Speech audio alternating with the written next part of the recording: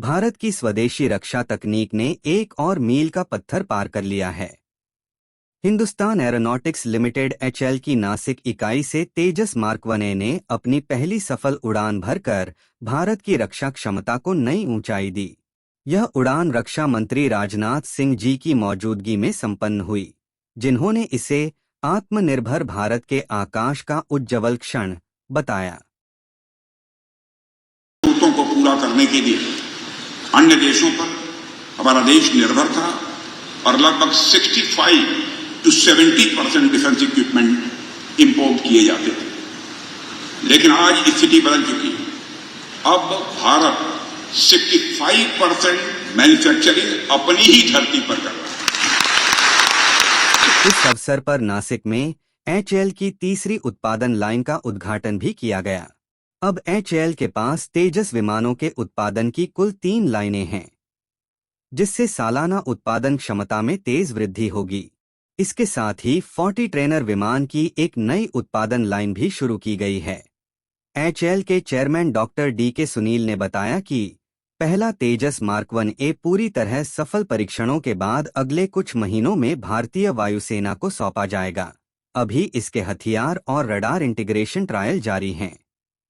तेजस mark 1A को Bharat electronics limited के अत्याधुनिक रडार, स्वदेशी इलेक्ट्रॉनिक वारफेयर सूट और स्मार्ट हथियार प्रणालियों से लैस किया गया है। यह विमान पुराने मेग 21 की जगह वायुसेना की रीढ़ बनने जा रहा है। रक्षा मंत्रालय के सूत्रों के अनुसार एचएएल को पहले से ही भारतीय वायुसेना से 83 तेजस मार्क 1A विमानों का ऑर्डर प्राप्त है। इनमें से पहले 4 विमानों की डिलीवरी 2026 की शुरुआत तक होने की उम्मीद है। दिलचस्प बात यह है कि अब कई विदेशी देश भी तेजस मार्क 1A में रुचि दिखा रहे हैं। एचएएल के चेयरमैन ने बताया कि कई और देशों से भी बातचीत हो रही है, जिससे भारत के लिए एक नया रक्षा निर्यात अवसर खुल सकता है। रक्षा मंत्री राजनाथ सिंह जी ने अपने संबोधन में कहा, आज भारत 65% रक्षा उपकरण खुद बना रहा है और लक्ष्य है 100% आत्मनिर्भरता का। तेजस इसका चमकता प्रतीक है।